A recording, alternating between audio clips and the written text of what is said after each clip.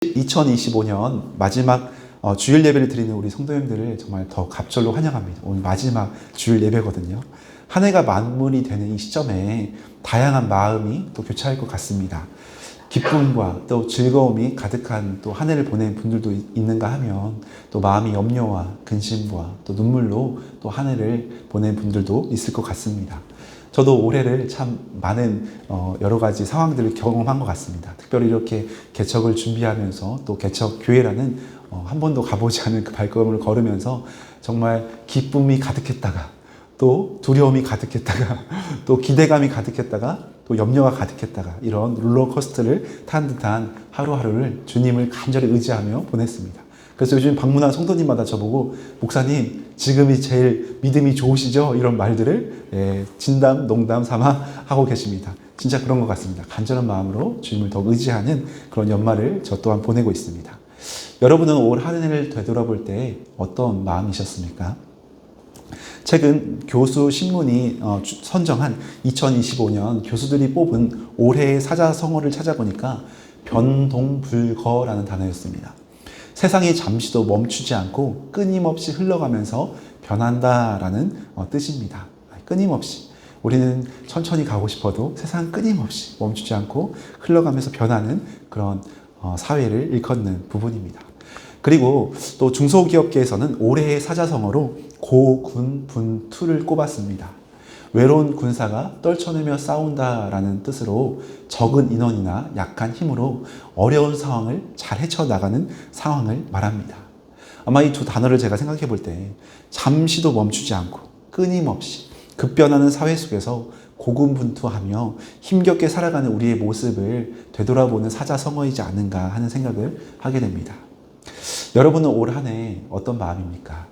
우리가 어떤 마음으로 지냈건 주님 안에 너무 수고 많으셨습니다.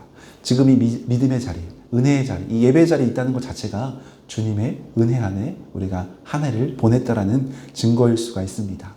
올해 지나간 시간들을 돌이켜보자면 분명 아쉬운 부분도 있을 겁니다. 그리고 여러 가지 속상한 부분들, 또 안타까웠던 부분도 분명 있을 겁니다. 그럼에도 우리가 한 해를 돌아보면서 불평보다는 또 감사할 수 있는 이유, 후회보다는 또 기대할 수 있는 이유는 우리의 유일한 소망 되시는 하나님께서 언제나 우리와 함께하고 계시기 때문입니다. 그리고 한 치 앞도 알 수 없는 다음 주면 이제 새해잖아요. 그 새해를 우리가 뚜벅뚜벅 걸어갈 수 있는 이유는 바로 새해 가운데 함께 하시는 주님이 인도해 가시기 때문입니다. 로마서 15장 13절에도 우리에게 이렇게 말씀합니다. 같이 한번 읽어볼까요? 시작. 소망의 하나님이 모든 기쁨과 평강을 믿음 안에서 너희 안에 충만하게 하사 성령의 능력으로 소망이 넘치게 하시기를 원하노라. 아멘. 소망의 하나님이 성령의 능력 안에서 소망에 넘치게 하시기를 원하노라 라고 말씀하고 있습니다. 소망의 하나님이 함께 하시기에 우리의 연말을 마무리하고 또 새해를 기대할 수 있는 줄로 믿습니다.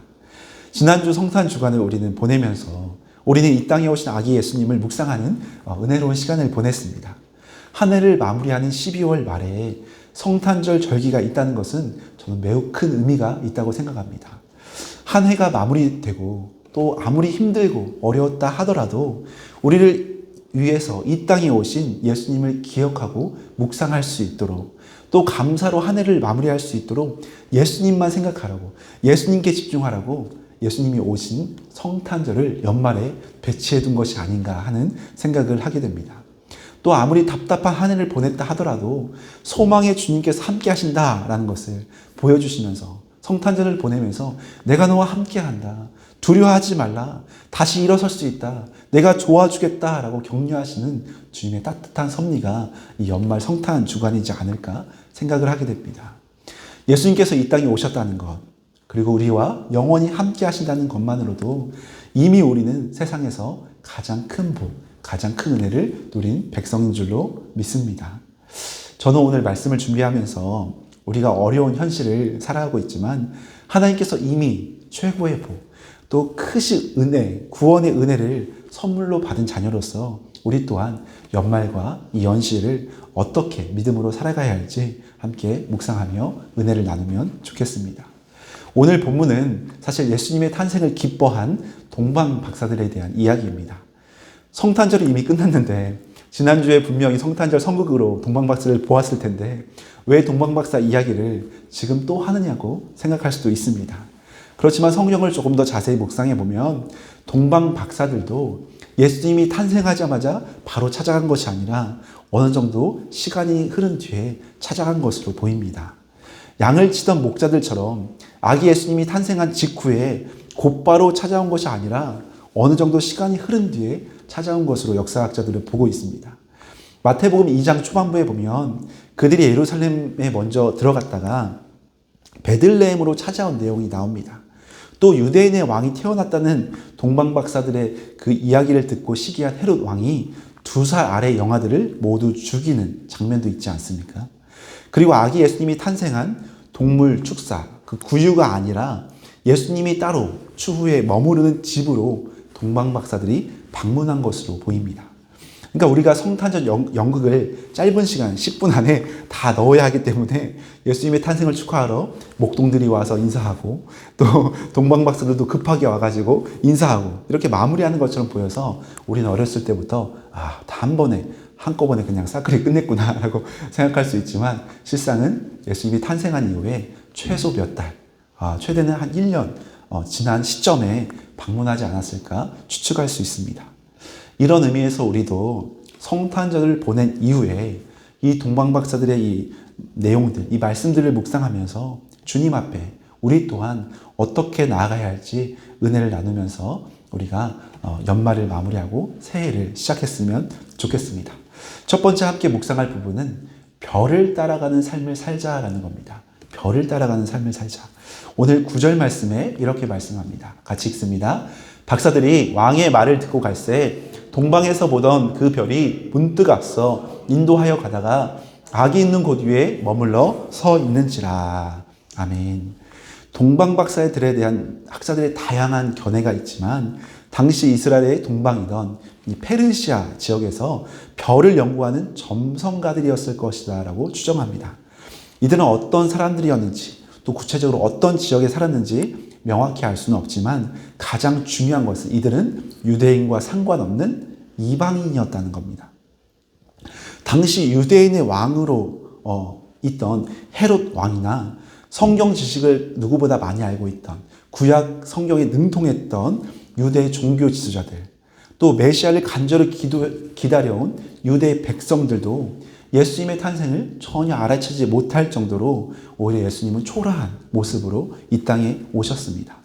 이에 반해서 마태복음은 동방에서 온 이 박사들이 높은 지위나 어떤 큰 사절단이나 어떤 높은 사람이었는지를 크게 신경 쓰고 있지 않습니다. 오히려 그들이 이방인이었는데도 불구하고 저 멀리 탁위에 있는 유대인과 아무 상관없는 이방인이었는데도 불구하고 아기 예수님을 경배하기 위해 만왕의 왕으로 오신 예수님을 경배하기 위해 찾아왔다는 것에 집중하고 있습니다. 먼 나라 이방에 살고 있던 박사들이 예수님의 탄생을 알리는 이 빛나는 별에 이끌려서 목숨 건 여정을 했다는 것이 큰 의미가 있다는 겁니다. 이들은 다니엘과 같은 위대한 사람 덕분에 오래전 바벨론 지역에서 구약의 예언, 메시아 탄생에 관한 소식을 아마 오래전부터 그 선조들에게 접한 것으로 보입니다. 그렇지만 이들보다 오히려 유대에 살고 있던 지도자들이 훨씬 더 성경적으로 더 똑똑하고 구약 예언을 이미 다 잘 알고 있던 자들이었습니다. 그런데 아기 예수님의 탄생을 축하하고 경배하던 이들은 유대인들이 아니라 다름 아닌 이방에서 온 이 나그네와 같은 동방 박사들이었습니다. 우리는 이 사건의 현장을 묵상하면서 무엇을 먼저 묵상해 볼 수 있겠습니까? 우리의 성경적인 지식이나 우리의 신앙의 연륜이나 우리의 경험들도, 신앙의 경험도 물론 중요하겠지만 무엇보다 우리의 빛이 되어주시는 그 예수 그리스도의 인도하심을 이들처럼 순간순간 깨어서 수시로 따르는 삶이 가장 중요하다는 것을 우리가 묵상해 볼 수 있습니다. 동방박사들이 이 빛나는 별을 쫓아서 예수님께 나왔던 것처럼 우리에게 영원한 빛이 되어주시는 참된 별은 누구이십니까? 네, 예수 그리스도이십니다. 그래서 요한계시록 22장 16절에는 이렇게 말씀합니다. 같이 한번 읽습니다. 나는 다윗의 뿌리요 자손이니 곧 광명한 새벽별이라. 아멘. 예수님께서 본인을 향해서 광명한 새벽 별이다라고 선포하십니다. 하늘의 별이 언제 가장 빛나는 줄 아십니까, 여러분? 언제 가장 빛날까요? 네, 밤이 깜깜할수록, 밤하늘이 깜깜할수록, 어둠이 깊을수록, 지금 낮에도 나가면 분명 별은 떠 있는데 우리는 잘 보이지 않습니다. 하늘의 별은 깜깜할수록 아름답게 더욱 빛나게 됩니다. 한 치 앞도 내다볼 수 없는 깜깜한 인생길 가운데 우리 주님께서 우리의 삶에 친히 광명한 빛이 되어 주신다라고, 영원히 우리를 생명의 빛으로 인도해 주신다라고 주님은 약속하십니다. 이 동방의 박사들은 별이 인도되는 대로 먼 고국 땅에서부터 유다 땅까지 아마 모래바람이 부는 광야 같은 길을 통과하면서 아마 2000km가 넘는, 바벨론 지역에서 왔으니까 아마 2000km가 넘는 그 험난한 여정을 마다하지 않고 묵묵히 걸어갔던 것으로 보입니다. 그리고 별이 멈춰서는 그 위대 땅에 머물러서 하나님의 그 인도하심 따라 경배했던 그들의 모습입니다. 때로는 자기들이 걸어간 그 과정 가운데 고민이 들지 않았을까요? 많은 염려가 들지 않았을까요? 저 별을 따라간다고 우리가 뭐 달라지는 것이 있을까? 저 별을 따라간다고 혹시 우리 가운데 위협이 있는 것은 아닐까? 잘못되기라도 하면 어떨까? 우리가 가보지 않은 저 길을 따라가다가 우리에게 위협이 있으면 어떨까 하는 걱정 가운데 하루하루 주님과 씨름하며 아마 걸어왔을 것으로 생각할 수 있습니다. 그리고 그 별이 멈춰서는 그곳에 그들도 멈춰서서 주 앞에 경배하는 그들의 모습입니다. 우리의 모습이 이러야 하지 않을까요? 때로는 두려울 때가 많습니다. 한 치 앞도 보이지 않아서 이 길을 걷는 것이 맞은지, 내가 지금 잘 가고 있는 것은 맞는지, 내가 혹시 실수하고 있는 것은 아닌지 믿음의 길을 걷다가도 우리는 때때로 여러 염려에 부딪힐 때도 있습니다. 그러나 그 순간순간마다 주 앞에 엎드려서 우리의 유일한 별이 되어주시고 우리의 유일한 빛이 되어주시는 그 주님 앞에 한 걸음씩 나아가는 것이 바로 우리의 성도의 자세다, 성도의 믿음의 모습이다라고 생각할 수 있습니다. 우리의 유일한 빛이 되어주시는 주님께서 비추시는 곳으로 우리가 한 걸음 순종하고 또 주님께 묻고 또 엎드려서 순종하고 그렇게 하루하루 나아가다 보면 주님께 경배하고 영광 올려드리는 복된 삶이 될 줄로 믿습니다. 출애굽기 13장 21절에서도 우리에게 이렇게 가르쳐주고 있습니다. 같이 한번 읽겠습니다. 여호와께서 그들 앞에서 가시며 낮에는 구름 기둥으로 그들의 길을 인도하시고 밤에는 불 기둥을 그들에게 비추사 낮이나 밤이나 진행하게 하시니 낮에는 구름 기둥, 밤에는 불 기둥이 백성 앞에서 떠나지 아니하니라. 아멘. 우리가 잘 아는 구름 기둥, 불 기둥에 대한 광야 이야기입니다. 하나님께서 무려 40년 동안이나 이스라엘 백성들을 광야에서 버려두지 아니하시고 구름 기둥으로 또 불 기둥으로 때때로 정말 사랑으로 인도하셨습니다. 잘 아시는 것처럼 광야에는 어떤 뚜렷한 길이 없습니다. 사방을 보아도 갈 곳이 없는 메마른 땅입니다. 그러나 주님께서 매 순간마다 길이 되어주시고 빛이 되어주시고 생명의 길로 생수의 길로 인도해 주셨다는 역사적 기록을 성경에 자세히 기록하고 있습니다. 우리 또한 광야 인생길을 걸어간다고 표현합니다. 길이 보이지 않을 때가 너무나 많습니다. 사방을 보아도 답답할 때가 너무나 많습니다. 저도 개척 준비를 하다 보니까 쫙 보이는 게 별로 없더라고요. 물론 보여주신 것도 있었습니다. 쫙 보여주시고 됐다 하고 이제 걸어가면 불이 꺼진 것 같은 거예요. 주님 불이 꺼졌습니다.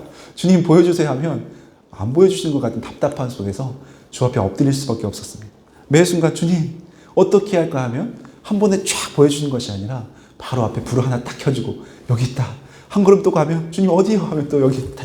하면서 한 걸음 한 걸음 정말 주님만 의지하며 걸어가게 하시는 것이 우리의 믿음의 걸음인 것 같습니다. 주님께서는 구름 기둥, 불 기둥으로 이 어둠 속에서도 밝은 빛으로 인도해 주시며 우리를 한 걸음 한 걸음 이끌어 가십니다. 생명의 길로 인도하시는 그 주님을 믿음으로 신뢰하며 우리가 따라가고 주님이 또한 불 꺼진 것처럼 멈춰서라 할 때는 또 멈춰서고 또 주 앞에 묻고 매 순간마다 주님의 은혜 가운데 나아갈 때 우리를 주님께서 주의 뜻 가운데 인도해 가실 것이라 믿습니다. 마지못해 걷는 광야 인생길이 아니라 본문 10절 말씀처럼 그들이 별을 보고 매우 크게 기뻐하고 기뻐하더라 라고 말씀합니다. 아마 별을 보러 보지 않다가 그냥 별을 본 사람은 그냥 박내 이 정도로 끝납니다. 기도하지 않던 사람이 그냥 어떤 응답이 일어나면 우연히 이런 일이 일어났네? 나 운이 좋다. 나 행운이다. 라고 생각할지 모르겠습니다. 근데 별을 보고 따라왔던 사람은 그 별이 멈춰서는 것을 보고 또 그 별이 나아가는 것을 보고 매 순간 기뻐하고 감사합니다. 우리 또한 주님을 바라보는 사람, 주 앞에 기도한 사람은 하나하나 응답될 때마다 기뻐하고 우리의 삶이 하나하나 이루어질 때마다 기뻐하고 혹시 어려움이 생기더라도 주님 이것을 통해서 어떤 일을 이루실까 기대하며 나아갈 수 있는 사람이 별을 보고 예수 그리스도를 바라보고 기도하며 나아가는 사람이다라고 생각할 수 있습니다. C.S. 루이스가 쓴 책 중에 천국과 지옥의 이호원이라는 책이 있습니다. 거기에 보면 이런 말을 합니다. 당신은 예수님을 알게 됨으로써 참을 수 없는 기쁨을 가지고 있습니까? 이렇게 고백해요. 여러분 한 명 한 명에게 질문하는 겁니다. C.S. 루이스가 여러분에게 질문합니다. 당신은, 성도님은 예수님을 알게 됨으로 참을 수 없는 기쁨을 가지고 있습니까? 참을 수 없는 기쁨이 있으신가요? 왕년에 있으셨나요? 아마 예수님을 처음 믿었을 때 참을 수 없는 기쁨 때문에 막 기도하는 게 너무 기쁘고 응답되는 게 너무 기뻤던 청년의 시절을 보냈던 분이 있을 겁니다. 지금 그러시냐는 거예요. 내가 예수님을 알게 됨으로, 지금 예배드림으로 내가 참을 수 없는 기쁨, 주체할 수 없는 기쁨, 내가 가만히 있을 수 없다. 이거를 너무 기뻐가지고 찬양을 하든 기도를 하든 이걸 주변에 알리든 참을 수 없는 기쁨이 내면에 우리의 삶에 있습니까? 예수님과 함께하는 사람은 참을 수 없는 기쁨을 가질 수밖에 없다는 거예요. 왜냐하면 빛이신, 별이신 그분이 우리와 함께 하시기 때문에 그 생명력의 은혜가 우리 가운데 충만하기 때문에 우리가 죽은 시체처럼 가만히 있을 수 없다는 겁니다. 예수님을 만나면, 예수님의 영광 가운데 나아가면 세상의 형편과 상관없이, 나의 감정과 상관없이 구원의 기쁨, 구원의 감격, 은혜의 소망이 넘쳐나는 것이 신앙의 신비입니다. 여러분 올 한 해 혹시 힘드셨습니까? 참된 별이 되어주시는 빛이신 주님께 그 주님을 바라보며 더 가까이 나아가시기를 소망합니다. 별을 기쁨으로 따라가는 자에게 세상이 줄 수 없는 기쁨과 평안과 행복을 허락해 주십니다. 주님이 가는 곳에 우리가 따라가고 주님이 멈춰서는 곳에 우리가 기쁨으로 멈춰서는 그런 순종의 자녀들, 복된 믿음으로 연말 연시를 보내는 귀한 성도님들 되시기를 소망합니다. 한 가지만 더 살펴보자면 첫 번째는 별을 따라가는 삶을 살자고 했습니다. 두 번째는 예수님께 최고의 선물을 드리자 합니다. 예수님께 최고의 선물을 드리자. 오늘 11절 말씀인데요. 같이 한번 읽어보겠습니다. 시작. 집에 들어가 아기와 그의 어머니 마리아가 함께 있는 것을 보고 엎드려 아기께 경배하고 보배합을 열어 황금과 유향과 모략을 예물로 드리니라. 아멘.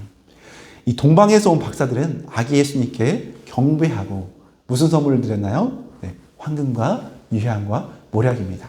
아마 우리 주일학교 친구들도 다 알 텐데 황금과 유향과 모략을 드렸습니다.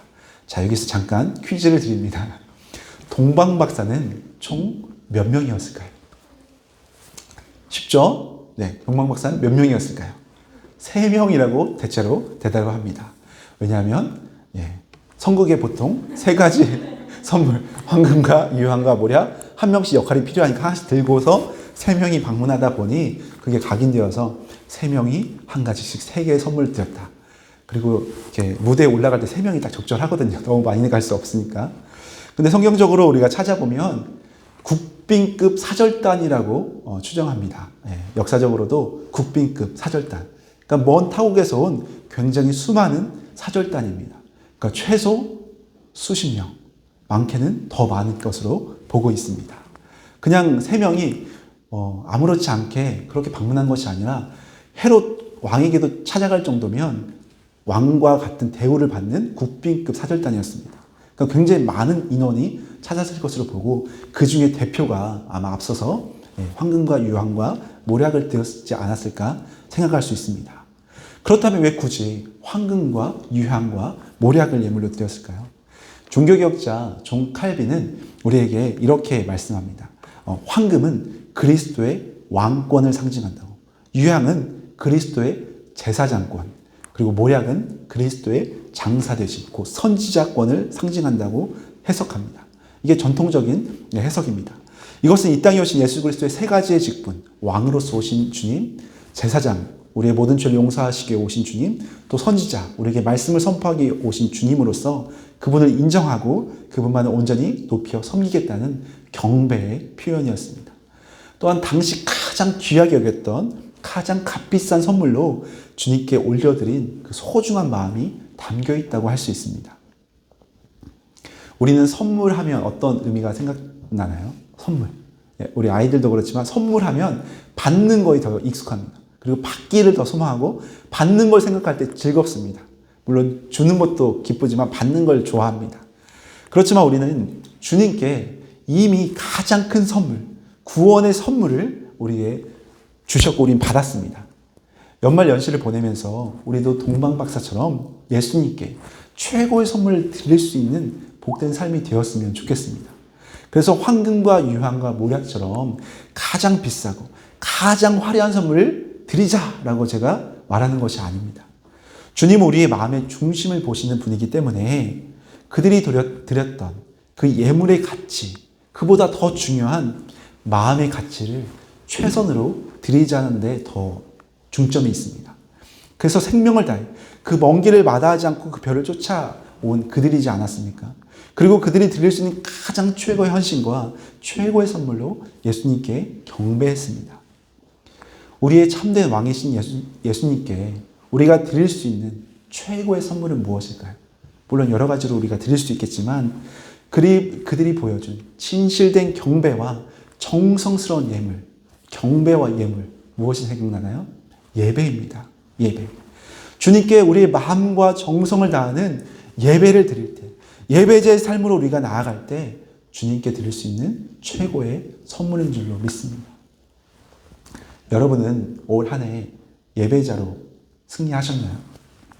물론 주일 성수한 것도 예배자로 승리한 걸로 볼 수 있겠지만 그 예배에 자리 있는 것뿐만 아니라 몸만 있는 것뿐만 아니라 우리의 마음을 들여서 우리의 삶의 예배로 우리 예배의 순간마다 주님을 경배하고 높이려는 그런 예배자로 승리하셨습니까? 우리는 너무나 편안한 시대를 살고 있어서 스마트폰으로 유튜브를 클릭만 하면 너무나 많은 예배와 설교를 실시간으로 접할 수 있습니다. 그러나 정보의 홍수처럼 더 많은 예배와 설교를 간편하게 접할 수 있을지는 모르겠지만 오히려 우리의 마음은 어떤 것 같습니까? 주님을 향한 간절한 마음과 진실된 모습으로 예배에 참여하는 그런 모습이 있는지 되돌아보면 좋겠습니다. 편리함이라는 이면 속에 우리의 마음이 나태해지고 미지근한 신앙으로 변질되고 있는 것은 아닌지, 또 사단은 끊임없이 우리에게 유혹하지 않습니까? 아이고 뭐하러 아침에 추운데 교회를 가냐고, 편하게 집에서 누워서 키면 되는데, 소파에 편히 앉아서 유튜브 키면 되는데 오늘만 영상 예배 드리자. 오늘 기분 별론데 사람들 많은 데 가서 뭐하러 부딪힐 일이 있냐. 그냥 조용히 집에서 실시간 예배 드리자. 이런 생각을 혹시 한 번쯤 해보지 않으셨습니까? 여러분 다 신실해서 그런 마음이 전혀 없을 텐데 저는 종종 있었습니다. 목사라서 그럴 수도 없는 이제 형편이지만 가끔 그런 유혹이 찾아올 때가 솔직히 있잖아요. 이럴 때일수록 우리의 몸과 마음을 바르게 함으로 하나님께서 기뻐하시는 참된 예배를 온전히 드리는 참된 예배자로 살아가는 우리 모든 성도님들 되기를 소망합니다. 우리 온선교회도 첫 번째로 강조하는 부분이 바로 이 예배입니다. 그래서 교회 이름도 온선, 온전히 선하신 주님을 예배하는 교회로 첫 번째 우리의 중점, 목표로 삼았습니다. 물론 온선에서 온전히 선교하는 교회도 이제 두 번째 강조하는 부분이지만 온전히 선하신 주님을 예배하는 교회, 앞으로 우리 교회가 나아갈 방향입니다. 요한복음 4장 23절에서도 우리에게 말씀합니다. 같이 한번 읽겠습니다. 시작. 아버지께 참되게 예배하는 자들은 영과 진리로 예배할 때가 오나니 곧 이때라. 아버지께서는 자기에게 이렇게 예배하는 자들을 찾으시느니라. 24절. 하나님은 영이시니 예배하는 자가 영과 진리로 예배할지니라. 아멘. 하나님께서는 이렇게 예배하는 자를 마지막 때 찾으신다 말씀하시면서 예배한 자는 영과 진리로 예배하라고, 말씀하고 있습니다. 주님께서는 참된 예배자, 주님께 기쁨이 될 예배자를 찾고 기다리고 계십니다. 주님이 찾으시는 그 한 사람, 바로 우리가 되기를 예수님의 이름으로 소망합니다. 말씀을 마무리하겠습니다. 우리는 너무나 깜깜하고 답답한 연말을 보내고 있는 분도 계실 겁니다. 그럼에도 우리가 올 한 해를 감사함으로 마무리할 수 있는 것, 또 새해를 바라볼 때 조건이나 환경은 답답할지라도 기대하며 기쁨으로 한 걸음 한 걸음 감사함으로 나아갈 수 있는 것은, 소망할 수 있는 것은 다른 무엇이 아니라 바로 우리를 구원하시고 우리에게 빛이 되어주시고 우리의 별이 되어주시는 예수 그리스도 주님께서 함께하고 계시기 때문입니다. 동방 박사들이 보여준 모습처럼 별을 따라가는 삶을, 예수님만 따라가는 삶을 살아가는 우리 모든 성도님들이 되었으면 좋겠습니다. 또한 그 예수님을 따라서 매 순간마다 순종하며 하나님께 최고의 선물, 최고의 예배, 예배자로 하나님을 기쁘게 해드리는 복된 삶이 되시기를 소망합니다. 그래서 하나님께 기쁨으로 예배드리고 참된 주님이 주시는 은혜 가운데 젖어서 참된 행복과 기쁨 가운데 예배자로 승리하는 저와 여러분 되시기를 예수님의 이름으로 간절히 축원합니다. 함께 우리 찬양하며 기도하는 시간 가졌으면 좋겠는데요. 우리 나는 예배자입니다 라는 고백으로 찬양하며 주 앞에 나아가 기도하겠습니다.